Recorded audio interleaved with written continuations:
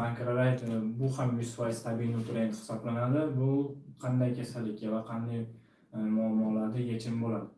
Bu pankreatit 100% tabiiy nutrientimiz albatta o't tufayligida muammo bo'lsa, ya'ni isitmada yoki boshqa bir jarayonlar, ya'ni hazm sistemasida muammolar bo'layotgan bo'lsa, albatta pankreatit 100% tabiiy nutrientimiz sizlarga tavsiya etamiz. Xo'p, o'sha o't yo'lida, ya'ni dimlanish hisobiga masalan jigarga ham zarar yetkazishi mumkin.